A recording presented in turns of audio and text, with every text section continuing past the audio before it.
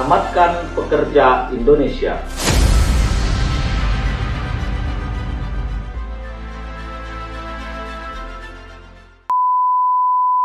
Assalamualaikum warahmatullahi wabarakatuh. Bertemu lagi kita di studio Harhab TV Channel. Yang saya hormati dan yang sangat saya banggakan para viewers Harhab TV Channel. Kemudian yang saya hormati juga para mahasiswa, aktivis mahasiswa, para pekerja serta Serikat Pekerja Indonesia yang selalu berkomitmen dalam menyelamatkan pekerja Indonesia. Kali ini saya akan berbicara tentang mahasiswa yang sebenarnya adalah seorang tenaga kerja. Kenapa saya mengangkat permasalahan tersebut? Karena memang pada momen kali ini di tanggal 20 Oktober 2020 di Fakultas Syariah UIN Sumatera Utara telah diadakan atau sedang dilaksanakannya PBAK di UIN Sumatera Utara. Artinya pengenalan mahasiswa terhadap akademik di UIN Sumatera Utara. Saya ingin menyampaikan bahwa mahasiswa itu merupakan tenaga kerja. Kenapa saya katakan bahwa mahasiswa adalah tenaga kerja? Karena memang menurut pasal 1 Undang-Undang Nomor 13 Tahun 2003 tentang ketenagakerjaan angka 26 mengatakan bahwa yang dikatakan anak adalah orang yang berumur di bawah 18 tahun. Maksudnya apa? Kembali kepada pasal 68 Undang-Undang Nomor 13 Tahun 2003 yang mengatakan bahwa pengusaha dilarang mempekerjakan anak. Apa hubungannya antara pasal 1 yang mengatakan bahwa dalam ketenagakerjaan yang dianggap anak-anak adalah orang yang bawah umur 18 tahun dan pengusaha dilarang mempekerjakan anak-anak di pasal 68. Di pasal 1 Undang-Undang Nomor 13 Tahun 2003 pasal 2 dikatakan bahwa tenaga kerja adalah setiap orang yang mampu melakukan sebuah pekerjaan guna menghasilkan barang dan atau jasa baik untuk memenuhi kebutuhan sendiri maupun untuk masyarakat. Artinya bahwa orang-orang yang saat ini menjadi mahasiswa di UIN Sumatera Utara itu rata-rata umurnya di atas 18 tahun sebenarnya bisa melakukan sebuah pekerjaan.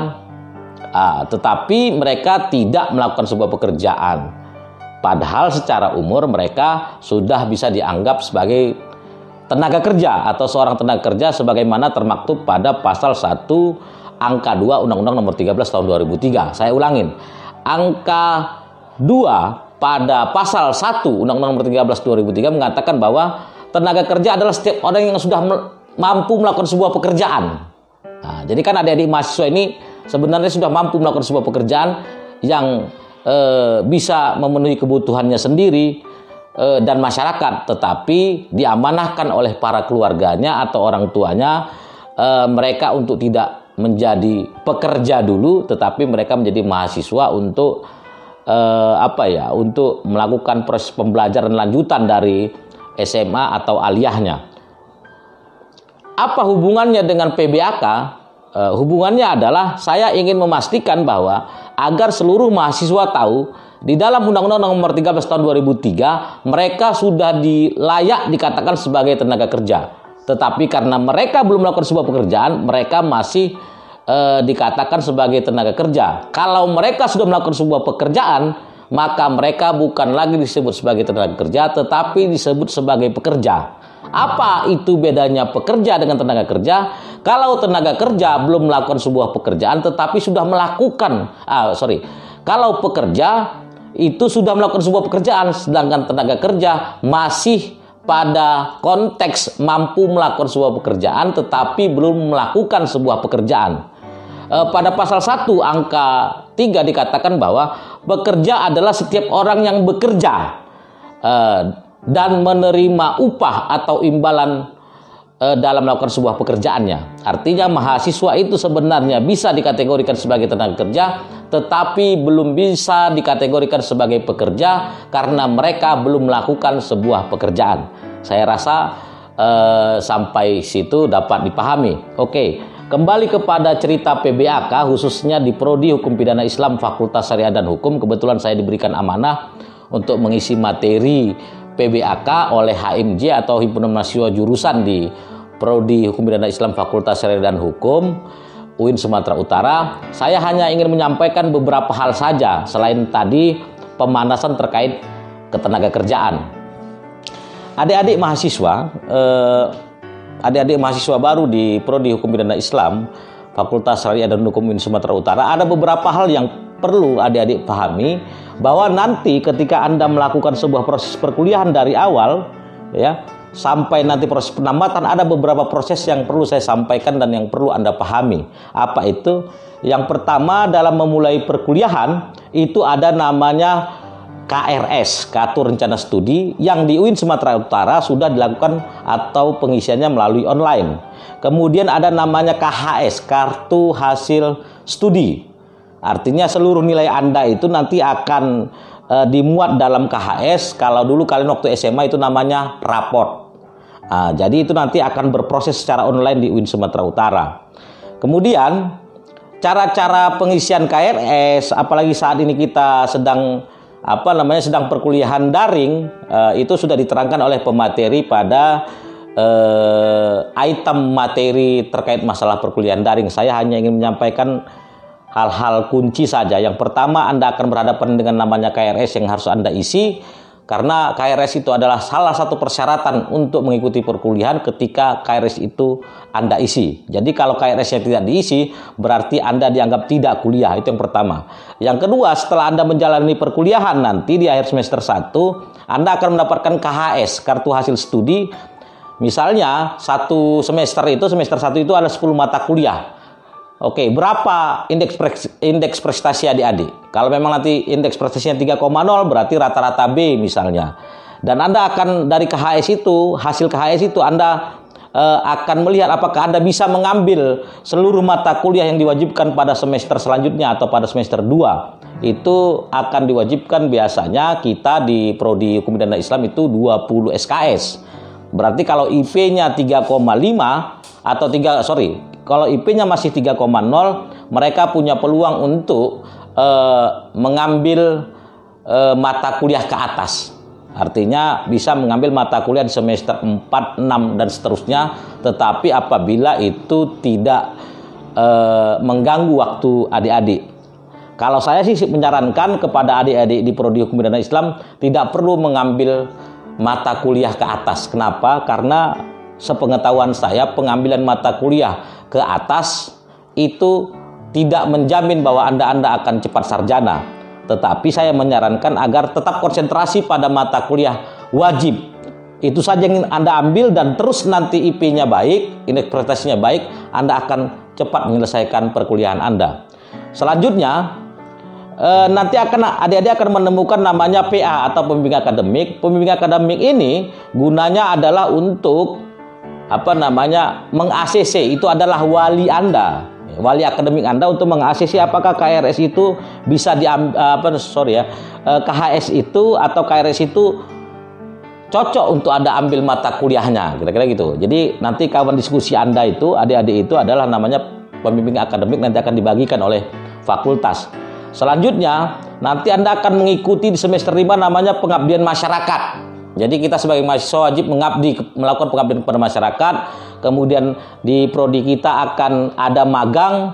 Mungkin nanti magangnya sebulan atau 2 bulan di pengadilan agama, di pengadilan negeri, kemudian di kejaksaan.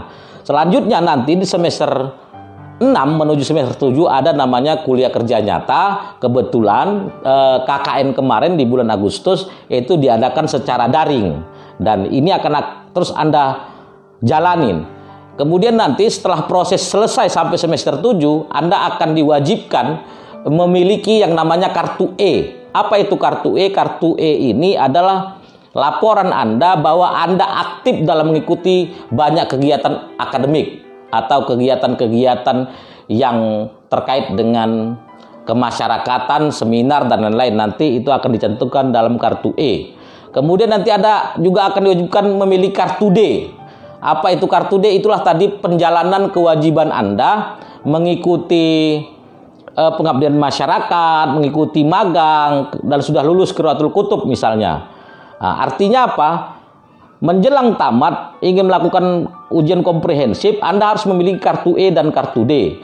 Selanjutnya, terkait masalah organisasi. Banyak adik-adik mengatakan, di kalangan mahasiswa mengatakan bahwa kalau ikut organisasi itu nanti kuliahnya akan terganggu. Sebenarnya tidak. Kenapa? Organisasi itu adalah proses juga dalam pembelajaran, paling tidak untuk menghadapi masyarakat, menghadapi permasalahan, itu akan dilatih dalam sebuah organisasi. Apakah organisasi itu akan mengganggu kita? Tergantung kita. Artinya kita diamanahkan oleh orang tua, number one-nya itu kuliah. Kalaupun mau ikut organisasi silahkan, tapi itu adalah sebuah proses penambahan kemampuan berpikir dan beretorika kita nantinya menghadapi masyarakat, bagaimana caranya dan lain-lain. Organisasi itu penting atau tidak? Menurut saya itu penting. Tapi jangan sampai kegiatan organisasi kita mengganggu kegiatan-kegiatan inti, yaitu perkuliahan yang harus kita hadapi sesuai dengan amanah dari orang tua kita masing-masing.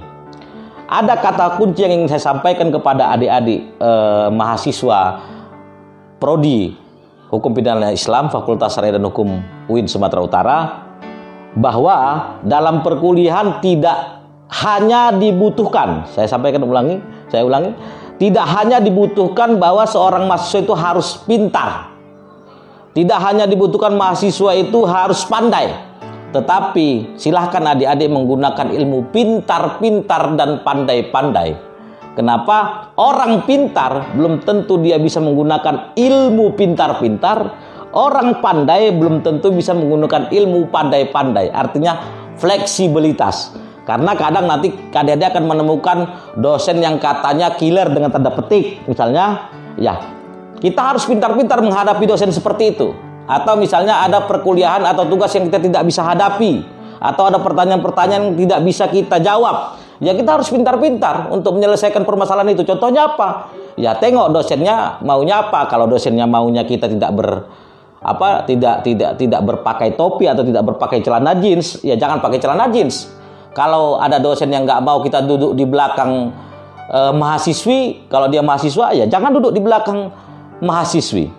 Ya kalau misalnya ada pertanyaan atau tugas yang tidak bisa kita hadapi, misalnya bahasa Arab, usul fikih atau apa segala macam, karena memang kita ini kan khusus menjadi calon pakar hukum pidana. Calon pakar hukum pidana dan calon pakar hukum pidana Islam. Jadi mungkin ada yang tamat aliyah, tamat SMA yang tidak tahu bahasa Arab, ya harus pintar-pintar juga. Apa pintar-pintarnya? Cari teman, cari sahabat, cari kawan yang bisa mengajari Anda. Yang bisa kawan Anda sharing. Jangan kaku. Karena Anda pintar, Anda kaku. Karena Anda pandai, Anda kaku. Kuliah ini kalau mau cepat dan kalau mau lancar, harus gunakan ilmu pintar-pintar dan pandai-pandai. Saya rasa adik-adik cukup paham terkait yang saya sampaikan terakhir. Ya, saya ulangin ke awal sedikit bahwa adik-adik mahasiswa adalah dalam konsep Undang-Undang Nomor 13 Tahun 2003 Pasal 1 Angka 2 adalah kategori tenaga kerja karena sudah bisa sebenarnya melakukan sebuah pekerjaan tapi belum melakukan pekerjaan. Nanti setelah adik-adik tamat, adik-adik akan menjadi pekerja. Apa itu pekerja? Orang yang sudah melakukan sebuah pekerjaan. Saya harap kita sama-sama berkomitmen tetap menjaga kondusivitas kampus, menjaga kondusivitas negara ini karena kita adalah warga negara yang baik.